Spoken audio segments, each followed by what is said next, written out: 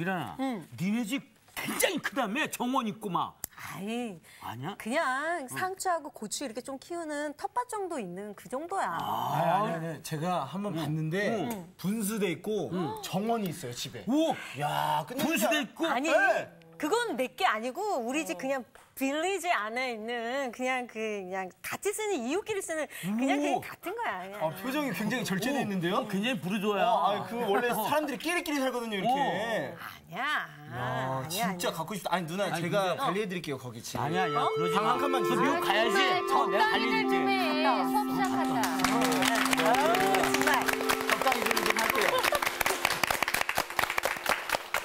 적당히 좀 하세요. 네. 적당히 하겠습니다. 근데 미란 씨 집이 괜찮은가 봐요? 그런가 봐요. 굉장히 좋은 것 같아요. 욕심을 버리면요. 네. 갈 수 있어요. 그런 거 시골이니까요. 욕심만 버리면 네, 시골이에요. 불가능한 얘기를 하고 있어요. 집에서 욕심을 버린 거 아닙니까? 집에서 바베큐를 해 먹을 수 있대요. 아유. 뭐 그럴 수는 있겠죠. 그렇습니까? 근데 우리가 이제 그 다른 사람들이 누리고 있는 그 집, 좋은 집 보면 살고 싶죠. 네. 뭐 누군들 안 그렇겠어요. 나는 일부러 좁은 집에 살 거야. 의도적으로 선택한 사람들도 있습니다. 왜냐하면 환경 생각해서 내가 너무 넓은 집에 거하는 것은 적절치 않다 생각하는 사람도 있지만 솔직히 얘기하면 조금 여유로운 집에 살고 싶은 것은 사람들의 마음이지요. 누구나. 그렇죠? 네. 그런데 왜냐하면은 이 좋은 공간에 산다고 하는 것이 우리의 심성을 아름답게 만들어줄 때가 아주 많이 있습니다. 그렇잖아요. 그렇습니다. 이 도시에 사는 사람들이 조금 성격적으로 급하고 맞아요. 다른 사람을 배려하는 마음이 적은 까닭은 그걸 소위 얘기하는 개인적 공간이 너무 적기 때문에 그렇습니다. 이게 퍼스널 스페이스라고 그러죠. 개인적 공간이 너무 작아요. 알지? 사람들의 공간. 예, 그 공간이 좀 적으면은 화가 나는 경우가 있습니다.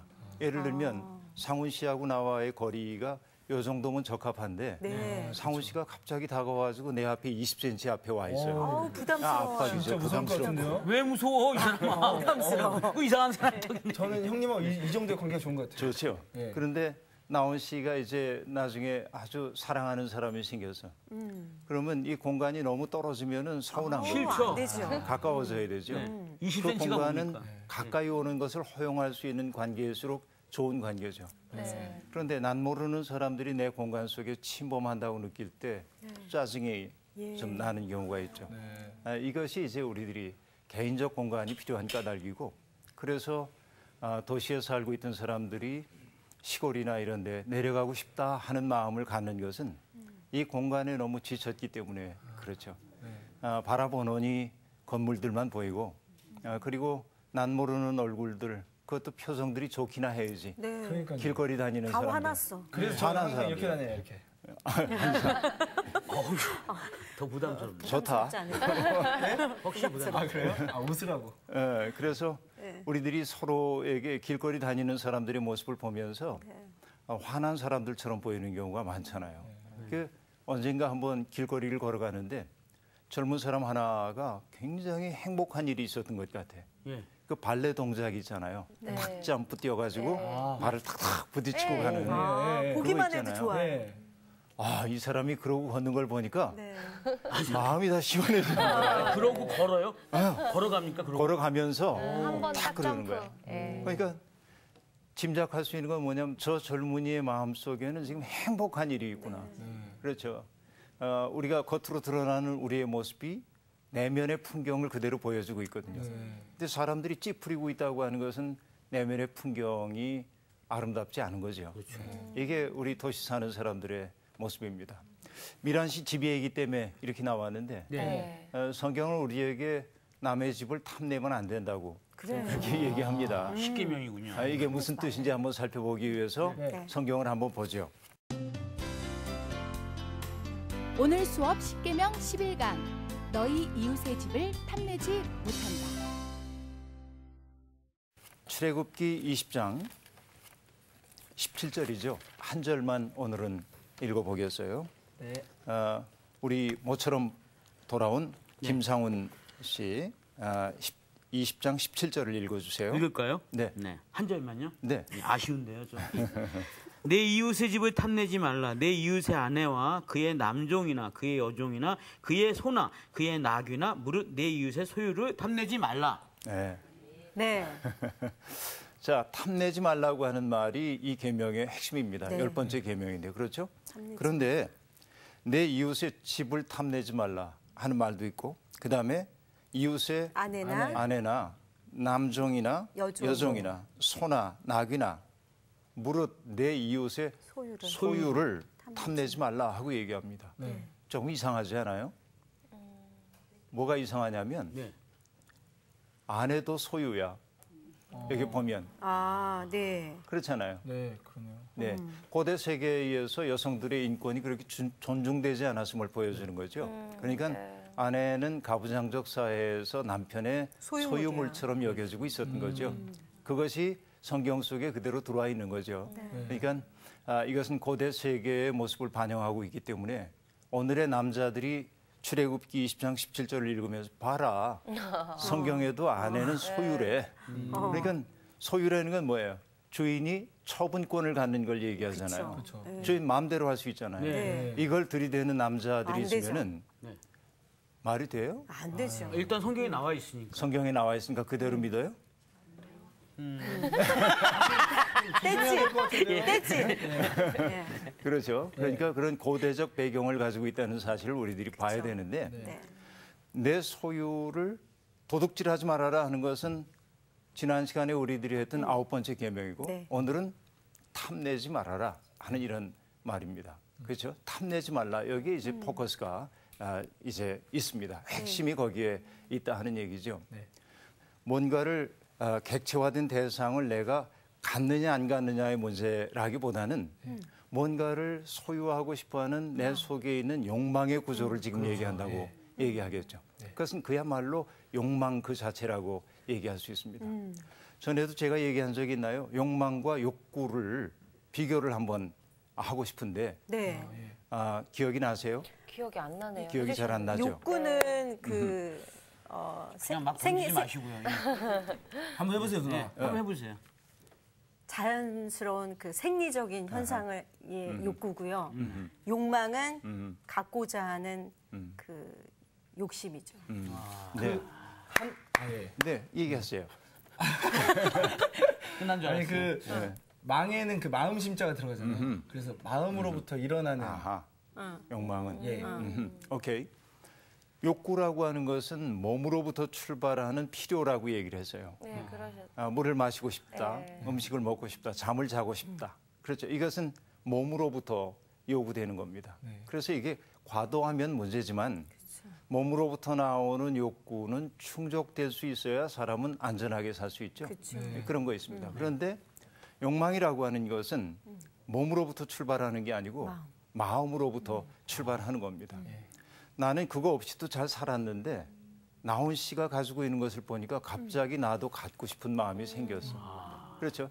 갖고 싶은 마음이 생겼기 때문에 어떻게든지 그것을 내 것으로 만들고 싶어서 남에게 달라고 강제한다든지 혹은 그것을 소유하기 위해서 필요 이상의 일을 하거나 소유하려고 하는 마음들이 생기죠. 이게 욕망이라고 얘기할 수 있겠습니다. 그래서 성경이 지금 얘기하고 있는 탐내지 말라고 하는 말은 우리 속에 있는 습성화된 욕망으로부터 해방되어라. 그런 말이라고 볼 수 있겠어요. 그렇죠? 우리는 정말 인생 사는 데 있어서 꼭 필요한 것들도 있지만 불필요한 것 정말 많이 가지고 살고 있습니다. 네. 그렇죠? 네. 우리 집을 가만히 뒤져보면요. 한번 이사하려고 보면 버릴 게 왜 이렇게 너무 많아? 버릴 게 많은 거예요. 네. 왜 이걸 끌고 다니면서 사는지 모르겠어요.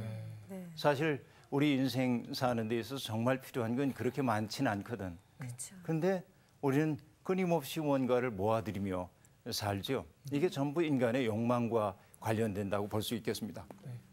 그러니까 10번째 계명 내 이웃의 소유를 탐내지 말라고 하는 것은 외적인 행위에 그치는 것이 아니고 우리의 내면을 살피며 살아라 하는 얘기라고 볼 수 있겠습니다. 그렇죠? 이것이 탐내지 말라고 하는 말입니다.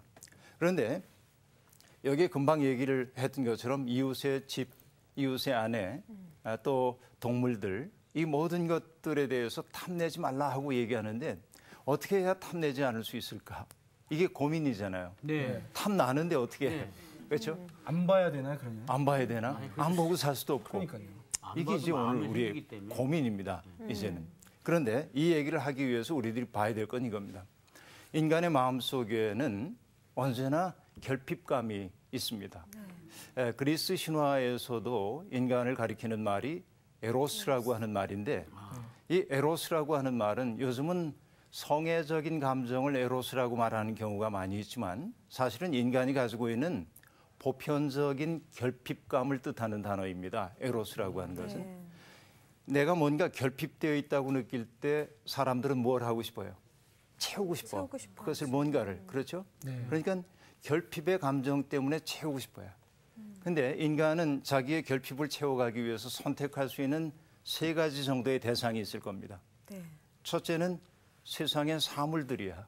그렇죠? 물건들인 겁니다. 자, 우리 집에 없는 거 저 집에 있으니까 나 들여놔야 돼. 자꾸만 들여놔요. 그런데 물건을 향한 우리의 애습이라고 하는 게 끝이 있어요? 없어요? 살아보니까. 그렇죠? 저거 가지면 행복할 것 같아서 열심히 노력해서 딱 소유하는 순간 잠깐 동안은 행복해.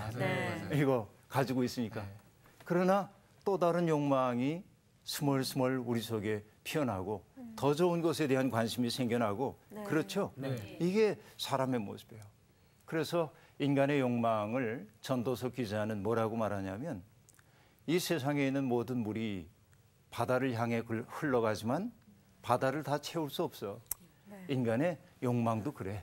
그렇죠? 그러니까 물건을 욕망의 대상으로 삼는 한 우리는 영원히 행복을 유보하며 살 수밖에 없다. 그런 얘기입니다. 그렇죠. 오늘의 사람들이 삶이 각박하고 힘든 까닭도 따지고 보면 불필요한 것들을 소유하고 싶은 욕망들이 너무 크기 때문에 그렇습니다. 그렇죠. 이게 이제 인간의 모습이에요. 그런데 사람은 결핍감을 채우기 위해서 세상의 사물들 말고 또 다른 것들을 갖고 싶어 합니다. 이것이 뭐냐? 사람입니다. 누군가가 나의 결핍감을 채워주고 싶어. 사랑의 감정이죠. 내가 사랑하는 사람이 있으면 좋겠어. 근본적으로는 우리들이 가족관계 속에서 행복을 느끼기도 합니다. 그러나 가족관계가 채워지지 못하는 내 마음속에 허전함 같은 것들이 있는 거 아닙니까? 그렇죠? 그 허전함 때문에 누군가를 구하는 거야. 누군가가 늘 내 곁에 있어줬으면 참 좋겠어. 그 마음이 있는 거죠. 사랑하는 사람이 있다는 거 인생 얼마나 든든하게 만들어요. 좋은 일이죠, 이런 것들. 여러분, 어느 시인이 구강본이라고 하는 시인이 이런 시를 씁니다. 하루 해가 한 생에 못지않게 깁니다. 오늘 일은 심해 겨웠습니다. 집으로 돌아가는 길, 해그림자 산밑을 지으면 하루분의 희망과 안타까움 서로 스며들어 허물어집니다. 하루에도 여러 번 세상을 버렸지만 그대가 있어 무너지지 않습니다. 이런 시야. 저 어떻게 다 외우시지? 아 진짜 예. 어떻게 보세요. 오늘 일이 너무 힘겨워. 사는 게 너무 힘겨웠는데 정말 무너지고 싶은 그런 마음이었는데 내가 무너지지 않을 수 있는 것은 뭐예요? 그대가 있어 난 무너지지 않는다. 하루에도 여러 번 세상을 버리고 싶었는데 그대 덕분에 내가 섰다. 사람은 그런 그리움들이 있는 거죠. 오늘 애워서 써먹어야겠어요. 네? 오늘 이거 애워가지고 오늘 집에 가서 써먹어요. 누구한테 써먹으려고? 그분한테. 오케이. 네. 그런데 사람에 대한 이런 사랑, 사람이 내 곁에 다가왔으면 하는 이 마음이 집착으로 바뀌는 순간 그 사랑의 관계라고 하는 것은 깨지죠. 아주 끔찍한 관계로 바뀌기도 하는 것을 우리들이 볼 수 있죠. 그런 경우가 많이 있습니다. 그래서 저는 사람과 사람 사이에 적절한 거리가 확보되었을 때 우리말로 그걸 뭐라고 하냐면 사이 좋다 그러는 거야. 사이가 좋은 거야. 그렇죠. 너무 지나치게 붙어 있어도 안 되고 너무 멀리 떨어져 있어도 안 되고 적당한 거리를 서로가 유지해 갈 때 우리들이 아름다운 관계를 유지할 수 있어요. 그런데 내 마음속에 있는 그 결핍감이 늘 이러는 거지. 누군가 내게 다가와가지고 칭찬해줘야 되고 나를 인정해줘야 되고 이렇게 사람들을 대하는 순간 나는 늘 뭐냐면 저 사람이 왜 나한테 인사 안 해? 왜 날 칭찬 안 해? 이러면 속상해지는 거야. 서운해지기 시작하죠. 그렇죠? 그가 미워지기도 합니다. 사람에 대한 지나친 집착이라고 하는 것은 우리의 마음속에 또 다른 상처를 낳기도 합니다. 그렇죠? 그러니까 사람 관계가 우리가 함부로 대하라는 말이 아니고 좋은 관계를 유지하기 위해서는 집착해서는 안 되는 거라고 볼 수 있죠. 그런데 인간이 선택할 수 있는 세 번째 사랑의 대상이 있죠. 아모르 데이 그러는데 하나님 사랑입니다. 이제 하나님 사랑이라고 하는 것은 우리의 마음속에 평안함을 주는 거지. 그러니까 하나님 절대자에 대한 사랑을 진정한 사랑을 갖게 되면 하나님 사랑은 우리가 가지고 있는 세상에 대한 집착, 사람에 대한 집착의 끈들을 끊어주기 시작합니다. 사물에 대한 사랑 혹은 사람에 대한 사랑은 우리에게 집착의 끈을 더 크게 만드는 경우가 대부분이에요. 그러나 하나님에 대한 사랑이 깊어질 때 그 사랑은 우리에게 그 끈들을 끊어주는 경우가 많이 있습니다. 그런데 안타까운 건 그런 거죠. 하나님을 믿는다고 하는 사람이 더 집착이 강해. 하나님을 잘 믿는다고 하는 사람이 집착이 더 강한 경우가 있어요. 하나님은 나의 하나님이어야 하고, 그렇죠? 내 기도를 들어주셔야 하고, 내 문제를 풀어주셔야 하고, 많은 사람들이 그렇게 신앙생활을 하고 있죠. 그건 뭘까요? 하나님을 정말로 사랑할 줄 몰라서 그래요. 여러분, 하나님을 믿는다라고 얘기할 때 영어로 믿는다 하면은 단어가 believe라고 하는 단어이죠. 우리 정규시 영어 발음으로 들어야 하는데 해봐. believe. 빨리 그게 나와야 되는 이 발음을 위 발음으로 한 것 같다. 아, 좋아요. 어쨌든 이 believe라고 하는 그 단어의 중세 영어는 벨로프라고 하는 단어인데 벨로프라고 하는 단어가 오늘의 영어가 된 것은 beloved라고 하는 말인데 사랑한다 혹은 사랑받는다 그 얘기야. 그럼 우리가 하나님을 믿는다라고 하는 말은 다른 말로 바꾸면 어떤 말이 될까요? 하나님을 사랑한다요. 그렇죠. 믿음과 사랑은 구별되지 않는 겁니다. 그런데 사랑하게 될 때 사랑에 빠져본 적이 있는 분은 알 겁니다. 사랑하면 나 좋을 대로 합니까? 그 좋을 대로 하는 게 좋습니까? 그 좋을 때로요. 그 좋을 대로 하는 거죠. 내가 누군가를 사랑한다고 한다면 그가 좋아하는 일을 다 할 수 있어. 옛날 유행가에 그런 거 있잖아요. 별을 따다가 그대 두 손에 담아드리리. 이거 굉장한 노래야. 그렇죠? 또 선생님 또 이렇게 말씀하시니까 시 같아요, 시. 그렇지. 아니 이게 노래 가사예요. 네, 그러니까요. 네. 어떻게 하더라? 어떻게 하죠? 나 그대에게 여행 스케치에 모두 드리리. 그렇죠? 별을 따다가 그대 두 손에 담아드리리. 그런 거짓말이 어디 있어? 별을 어떻게 따겠어? 그러나 그렇게라도 하고 싶은 마음인 거죠. 사랑은 그래서 저는 뭐라고 얘기하냐? 자기 초월의 능력이다. 이렇게 얘기할 수 있다. 자기를 넘어서는 거야. 사랑하게 되면 나를 넘어서는 어떤 일을 할 수 있게 돼. 진실한 사랑은 그렇잖아요. 네? 그러니까 나훈 씨 사랑해야 돼. 누군가를. 네. 누군가 사랑하고 있나요? 예, 아마 그러리라고 생각합니다. 그런데 하나님을 사랑한다고 하는 말은 하나님을 내가 원하는 바를 위해 동원하는 게 아닙니다. 어떤 것이죠? 하나님을 사랑한다고 하는 것은 그분이 기뻐하시는 일을 하는 거야. 맞죠? 그렇게 사는 것이 하나님을 사랑한다는 말일 거라고요. 이것을 우리들이 잊고 살 때가 있습니다. 정리해서 말하자면 인간은 뭔가를 사랑하지 않을 수 없는 존재입니다. 존재 그 자체가 그렇습니다. 근데 사랑의 대상은 셋입니다. 하나는 세상의 사물이든지 또 하나는 사람이든지 다른 하나는 하나님이든지 그런 얘기죠. 그런데 사물에 대한 사랑, 이것은 우리의 집착을 강화할 때가 많이 있습니다. 사람에 대한 사랑도 아름답지만 이것이 집착으로 변하게 되면 이 관계에 문제가 생기고 우리에게 상처를 주기도 합니다. 그런데 하나님에 대한 사랑도 집착으로 바뀔 수도 있지만 그건 잘못된 믿음이고 진정한 하나님 사랑을 맛본 사람은 집착이 끊어지는 것을 경험하게 되고 자유롭게 되는 거예요. 그래서 하나님을 믿는 사람은 자유로워져야 합니다. 큰 집착하는 것 아니고 좀 자유로워져야 하는 것이죠. 이것이 인간에게 주어져 있는 아름다운 사랑의 길이라고 볼 수 있어요. 하나님을 진심으로 사랑하게 될 때 사람을 진짜로 사랑할 수 있어요. 맞죠? 그리고 우리에게 주어져 있는 사물도 감사함으로 누릴 수 있습니다. 적은 것이 주어졌다 해도. 맞습니다. 지금은 우리가 결핍감을 느끼는 까닭은 꼭 있어야 할 것이 없기 때문에 결핍감을 느낀다기보다는 넉넉히 가지고 있는데도 불구하고 결핍감을 느낍니다. 네. 무엇 때문일까요? 비교했어. 내 주변에 있는 사람들이 더 좋은 것 가지고 있는 것이 보이기 때문에 그렇습니다. 상대적 결핍감이죠. 그런데 진정한 믿음에 이르게 되면 상대적 결핍감에 시달리지 않아도 됩니다. 나는 이것으로 족하다 하고 말할 수 있기 때문에 그렇습니다. 네. 하나님에 대한 어떤 사랑이 내 내면 속에 만들어 놓은 여백이 그 사람들을 질투하지 않으면서도 품을 수 있도록 만들어주기도 합니다. 이것이 소중한 일이에요. 자, 그런데요. 인간의 욕망에 대한 이야기를 간단하게 조금만 하고 넘어갈게요.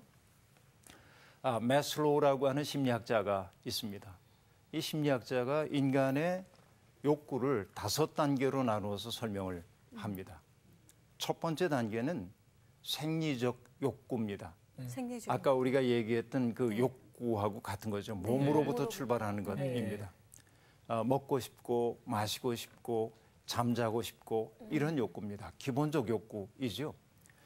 이것이 충족되고 나면 두 번째 욕구가 떠오르게 되는데 그 욕구는 뭐냐? 안전에 대한 욕구입니다. 안전에 대한 욕구. 안전. 네. 그러니까 내 삶이 이 외부로부터 주어지는 위협으로부터 내 삶이 좀 안전하게 지켜졌으면 하는 생각이 드는 거죠.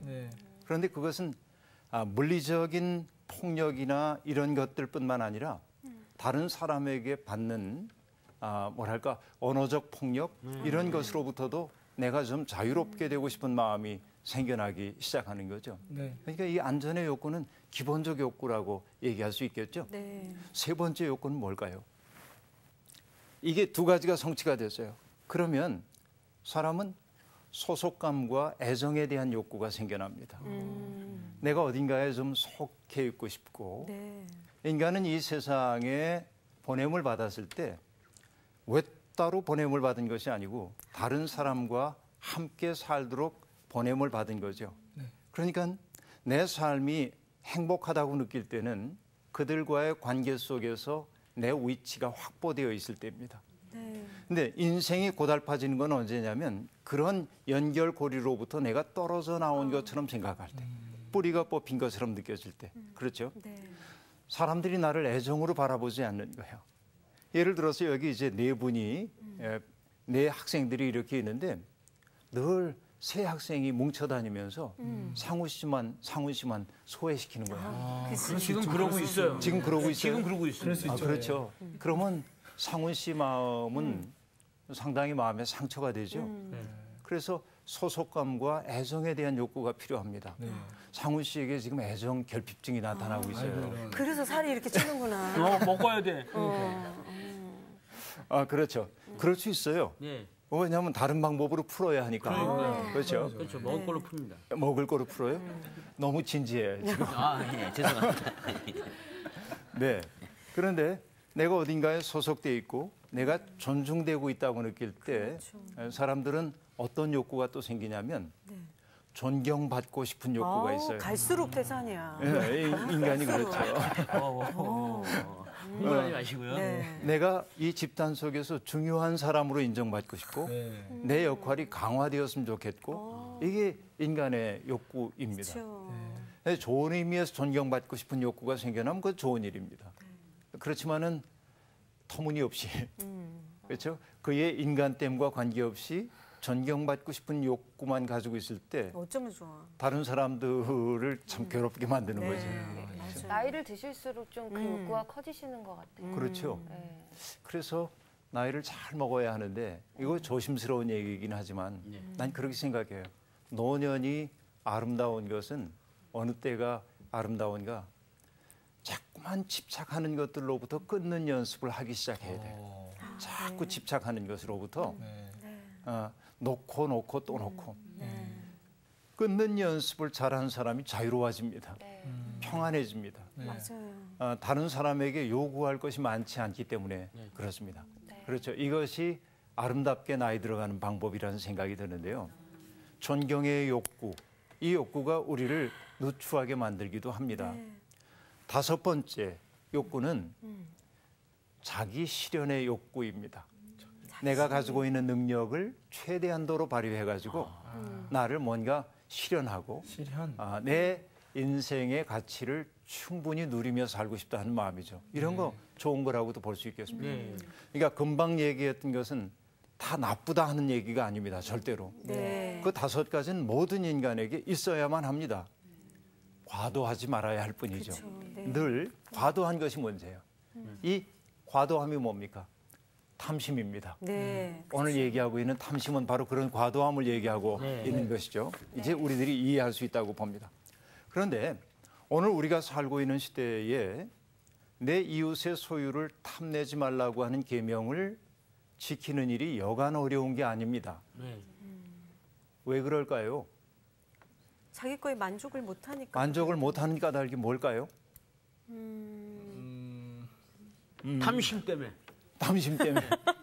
그러면 뭐 자꾸 얘기가 도는데. 네, 돌아요. 네, 돌죠. 네.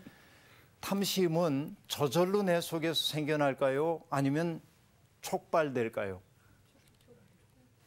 아, 알겠다. 뭐예요? 어떤 마귀 때문에. 마귀 때문에 예, 참 많이 나갔어요. 너무 많이. 여러분 보세요. 나는 그냥 이것 만족하고 사는데 이 옷 가지고 만족하고 사는데 네. 광고에서 키 크고 멋진 남자가 양복을 딱 입고 네. 딱 서 있는데 네. 멋있는 거야. 나는 내 주제를 알기 때문에 그런 옷 입을 생각이 없습니다. 왜냐하면 그렇게 입어도 별로 뭐 맵시 안 나는 거 알기 때문에. 그런데 그런 옷을 소유하지 않으면 뒤처지는 것처럼 느껴집니다. 그렇죠. 끊임없이 광고를 통해서 우리의 욕망이 자극되고 있습니다. 네, 네, 네. 우리가 살고 있는 세상. 네. 그렇죠? 네. 텔레비전 켜놓고 보면은 언제나 우리의 욕망을 자극하는 것들이 많이 있습니다. 아름다운 탤런트나 배우 같은 사람들이 예쁘게 화장을 하고 그리고 멋진 옷을 입고 있는 걸 보면 왠지 저 정도는 해줘야 인생을 사는 것 같은 느낌이 들죠. 사실은 안 그래도 되는데. 네. 맞아요. 네. 그러니까 오늘 우리가 살고 있는 이 세상은 끊임없이 사람 속에 있는 탐심을 자극함으로 굴러가는 세상입니다. 네. 그래서 우리는 이미 가지고 있는 것이 넉넉한데도 불구하고 늘 결핍감에 시달리도록 맞아요. 그렇게 돼 있습니다. 이야기 하나 할까요? 네. 어디서 읽은 얘기인데요. 임금님의 이발사가 있었어요. 임금님의 이발사. 네. 네. 그 얘기가 아닌데 어쨌든 이 이발사는 그 나라에서 이발을 제일 잘하는 사람으로 인정받았다고 하는 기쁨이 있었습니다. 네. 임금님이 주는 월급은 많지 않았지만 그래도 행복했습니다. 왜? 자부심이 있거든요. 네. 어느 날 임금님의 머리를 깎아드리고 집으로 돌아가는데 네. 저 갈대숲에서부터 소리가 들려왔습니다. 황금 단지 7개 갖고 싶지? 그런 소리가 들려요. 황금단지. 이게 무슨 소린가? 근데 무시하고 가려니까 또다시 소리가 들려옵니다. 황금 단지 7개 갖고 싶지? 그렇다고 얘기했습니다. 그러자 어디를 파보라는 겁니다. 네. 그래서 이 이발사는 삽을 가지고 와서 거길 파봤더니 예. 정말 삼날에 뭐가 턱 하고 닿는데 네. 단지가 있는 거예요. 네. 그 집어내가지고 보니까 황금 금화가 가득 차 있습니다. 거기에. 뭐야? 정규 씨 너무 노골적으로 좋아하고 있잖아요, 지금. 깊이 빠져들어있어요. 깊이 빠져. 네. 네. 보니까 하나 둘 나와가지고 6개까지 꺼냈습니다. 다 가득 차 있어요. 그런데 또 파니까 7번째 단지가 나왔습니다. 이야, 뚜껑을 열었는데 보니까 요런데. 그런데 반밖에 안 찼어. 가득 차질 않고. 뭐냐? 그래서 이발사는 그걸 몰래 갖다 놓고 어떤 마음이 생겼냐면 이게 정말 어마어마한 부자가 됐잖아요. 그런데 불만이 있습니다. 어떤 불만이냐면 마지막에 안 이 채워졌어. 마지막에 안 찬 게 불만이에요. 네, 맞아요. 사람이 그래요. 네. 그래서 이 이발사가 뭘 했냐면 자기가 가지고 있는 거 전답을 팔아가지고 금화로 바꿔서 딸랑 집어넣고 예. 이 일을 하는 거예요. 채우는 것. 채우는. 그리고 임금님의 머리를 깎아드리러 가는데도 별로 행복하지 않아요. 표정이. 그러니까 임금님이 묻습니다. 무슨 걱정이 있냐? 걱정 없습니다. 문득 임금님이 이렇게 얘기를 하는 겁니다. 너 혹시 집에 황금단지 7개 있니? 그렇게 물었어요. 어. 깜짝 놀랐습니다. 네. 아니 어떻게 아셨습니까? 임금님이 껄껄 웃으면서 나도 한때 그것을 가지고 있었단다. 그런데 그것은 도깨비 장난이야. 그 말을 쓰려고 하는 순간 없어져. 이것은 그렇게 말하는 겁니다. 그런데 그 6단지 가득 차고 7단지 반만 차 있기 때문에 채우려고 하는 마음 때문에 사람에게 행복을 뺏어가는 겁니다. 그럴듯한 얘기죠. 인간의 욕망이 그런 것 같아요. 네. 안 채워집니다. 어떤 경우에도. 그래서 행복해지기 위해서는 뭘 해야 되냐? 채우려고 하기보다 이미 가지고 있는 것을 비워. 충만히 누리는 연습을 하기 시작해야 합니다. 맞습니다. 이것이 인생을 지혜롭게 사는 비결이라고 말할 수 있겠습니다. 네. 끊임없이 우리의 욕망을 자극하고 있는 것, 자극들이 많은 세상에 우리들이 사는데 전에 얘기했던 것처럼 그 욕망을 향해서 난 됐어 하고 말할 수 있어야 합니다. 그 순간 그 탐욕의 대상이 나를 규정하고 있던 힘이 약화됩니다. 저것이 번쩍거리는 것인 줄 알고 소유하고 싶었는데 보니까 그저 잿빛일 뿐이야. 그다지 좋은 것 아니야. 이것을 이제 알기 시작하는 것이죠. 그래서 성경은 인간이 가지고 있는 그 욕망을 육신의 정욕, 안목의 정욕, 이생의 자랑 그런 말로 표현하잖아요. 여기에서부터 해방되지 않는 한 인간은 행복을 누리며 살 수가 없다 하는 이야기입니다. 이게 이제 아주 중요한 얘기입니다. 욕망은 그런 의미에서 이렇게 얘기할 수 있겠습니다. 욕망은 전염성이 아주 강하다 하는 얘기예요. 나쁜 거는 꼭 강하더라. 강해요. 맞아요. 나쁜 게 강해요. 나쁜 건 또 쉬워요. 좋은 것도 강한 거 있어요. 그리고 나쁜 건 또 편해요. 어떨 때는 또. 나쁜 걸 선택할 때 그게 오히려 편할 때도 있죠. 이렇게 말씀을 드리고 싶어요. 하나님이 우리를 이 세상에 내실 때 행복의 조건을 참 많이 주셨습니다. 물론 세상에는 너무나 고통스러워하는 사람들이 있습니다. 그 까닭은 그들이 게으르거나 그들이 뭔가 잘못했기 때문에 벌로서 고통받고 있는 것이 아니라 그들이 누려야 할 목까지 빼앗아다 누리고 있는 사람들 때문에 그들이 고통스러운 겁니다. 세상의 구조는 그러한 것이죠. 이걸 우리들이 자각해야 합니다. 내가 너무 많은 것을 갖는 순간 이 지구상의 누군가는 모자라. 그것을 누리지 못할 수 있다고 하는 사실을 우리들이 깨닫기 시작해야 합니다. 그래서 시인인 최승호라고 하는 분은 몸이라고 하는 시에서 이렇게 노래합니다. 끙끙 앓는 하나님, 누구보다도 당신이 가엾습니다. 누구보다도 하나님이 가엾대. 이거 말이 되는 얘기입니까? 그런데 최승호는 이렇게 얘기합니다. 우리가 암덩어리가 아니어야 당신 몸이 거뜬할 텐데. 우리가 암덩어리가 아니어야 당신 몸이 거뜬할 텐데.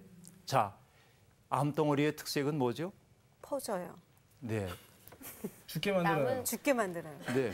다른 자, 네. 인간의 다른 건강한 세포는 몸에 이상이 생기면요. 그 이상이 생긴 데를 치유하기 위해서 네. 자기의 양분이라든지 이런 것들이 거기에 사용되는 것을 허용하고 양보합니다. 무의식이지만. 그런데 암세포는 어떤 특색을 가지고 있어요? 무한 증식입니다. 언제까지? 자기의 때까지. 숙주가 죽음에 이를 때까지. 그러니까 이 시인이 지금 하고 싶은 말은 어떤 말이냐면 인간의 과도한 욕망, 탐욕이라고 하는 것이 주변에 있는 이웃들도 죽게 만들고 그 때문에 하나님조차 끙끙 앓게 만들었다는 거죠. 기가 막힌 이야기죠. 하나님이 끙끙 앓으시는 소리가 우리의 귀에 들려와야 합니다. 오늘의 세상에서. 내가 너무 많은 것을 누리고자 하는 그 탐심 때문에 하나님이 끙끙 앓고 있다. 시인은 예민한 언어의 촉수를 가지고 이렇게 표현하고 있습니다. 세상의 아픔을 그렇게 누리고 있는 것이죠. 그러면 이 세상에서부터 우리들이 제대로 살기 위해서는 뭐 해야 되냐? 지난 시간에 얘기했던 것처럼 자족하는 마음을 우리들이 배우기 시작해야 합니다. 네. 내게 주어져 있는 것이 선물이라고 하는 사실을 받아들여야 합니다. 네. 내가 오늘 밥 한 끼를 먹는 것이 얼마나 감사한 일인지에 대한 생각이 회복되어야 합니다. 밥 한 끼를 먹잖아요. 쌀 한 톨이 있잖아요. 예민한 시인은 이 쌀 한 톨을 놓고 뭐라고 말합니까? 온 우주가 이 속에 담겨 있습니다. 쌀 한 톨을 만들기 위해서. 그렇죠? 해도 작용을 했죠. 달빛도 작용을 했죠. 바람도 작용하고요. 미생물도 작용하고요. 그렇죠? 온갖 것들이 동참함으로 쌀 한 톨을 만들어냅니다. 자, 밥을 먹을 때 식사 기도를 합니다. 기독교인들이. 네. 그런데 형식적으로 할 때가 많습니다. 맞아요. 네, 맞아요. 아멘. 왜 이렇게 심한? 감사합니다. 아멘. 마음에 확 와닿죠? 네. 그런데 밥 한 끼를 먹으면서도 이 쌀 한 알이 내 속에 오기까지 온 우주가 동참했다는 사실을 생각하면 어떻게 밥을 함부로 먹을 수가 있겠습니까? 그래서 너무나 소중하게 먹을 때 그 밥은 성찬이 된다고 말씀드렸잖아요. 성찬식은 꼭 의례를 갖춰가지고 하는 것만이 성찬이 아니라 오늘 내가 누리고 살고 있는 것들이 하나님으로부터 왔다는 사실을 알고 누리기 시작할 때 그것은 성찬의 계기가 됨을 우리들이 알 수 있죠. 그렇죠. 그렇게 사는 것이 아주 아름다운 인생이다 하는 말씀을 드리고 싶어요. 디모데 전서는 그래서 우리에게 이렇게 말합니다. 자족하는 줄 아는 사람에게는 경건이 큰 이득이 됩니다.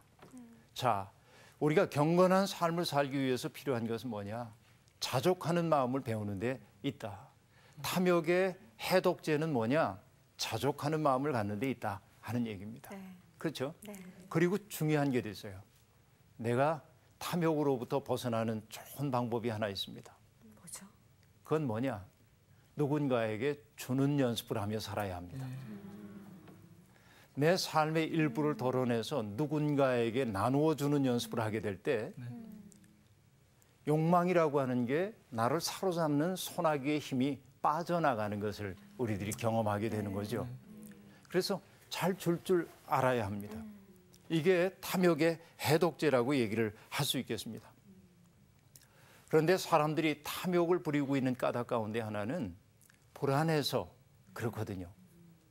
없으면은 불안해지니까 그럽니다. 그래서 중요한 것은 뭐냐? 서로 우정을 나눌 수 있는 공동체를 만들어 가야 합니다. 그래서 여기에 있는 우리 네 학생들이 정말 우정의 공동체를 이루었을 때 내가 뭐 없어도 불안하지 않습니다. 저 세 사람이 내 곁에 있으니 나를 도와줄 거야 하는 마음이 있죠. 돈으로 매개되지 않는 관계의 폭이 넓어질수록 우리의 삶은 안정되는 것이죠. 이것이 예수 그리스도가 우리에게 보여주신 하나님 나라의 비밀이라고 말할 수 있습니다. 내 이웃의 집 탐내지 말아라. 아내 탐내지 말아라. 왜? 탐낸다고 하는 것은 그를 해치는 일이기도 하지만 사실은 누구를 해쳐요? 자기 자신을 해치는 일이기 때문에 그렇습니다. 탐욕으로부터 자유로워지게 될 때 교회는 세상을 치유하는 일에 나설 수 있습니다. 탐욕으로부터 자유로워진 사람이라야 다른 사람들의 삶을 아름답게 만들 수 있습니다. 여러분, 이 탐욕과 결별하는 연습을 오늘부터 해나갔으면 좋겠습니다. 모르실 거 있습니까? 탐심을 버려야겠다는 생각을 해요. 지금도 제가 사실 질문할 게 굉장히 많아요. 하지만 이 질문을 버려야겠다. 이 질문을 버려야지 내가 자유로울 수 있다. 저는 진짜 궁금한 게 하나 있는데 네. 그 이게 출애굽을 배경으로 해서 이제 10계명이 나왔잖아요. 네. 근데 그때는 다 이제 노예였는데 그때 어떻게 남종이나 여종이나 소 이런 게 있었나요? 이것은 이제 그 아주 중요한 질문을 이제 해주신 건데 중요한데. 이 사람들이 가나안 땅에 들어가 살게 될 때 그들의 삶이 여유 있어지고 그러면 네. 여유 있어질 때 이런 일이 발생할 수 있음을 내다보고 준 계명이죠. 지금 그 출애굽 공동체, 광야에 있는 공동체 그렇죠. 예. 거기에서 이걸 지켜야 한다 하는 얘기보다는 예. 너희들이 들어가 살게 될 땅에서는 이러해야 돼 하고 말하고 있는 것이죠.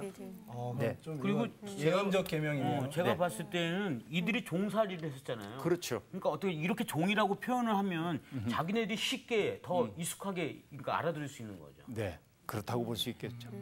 자, 오늘 여기까지 하겠습니다. 네. 고맙습니다. 감사합니다. 감사합니다. 내 것이 아닌 거예요. 진짜 질문 있었어요. 예. 근데 결핍과 자족의 기준이 신앙인으로 살아가면서 더 어려워지는 것 같아요. 네, 그렇죠. 근데 저는 이 세 명이 진짜 우정이 저는 돈독하다고 생각합니다. 그렇기 때문에 세 명이 아니 저는 진짜로 이 오빠 네 빼고 명이 우리가? 아니 우리 네 명이 네 명 어떻게 이렇게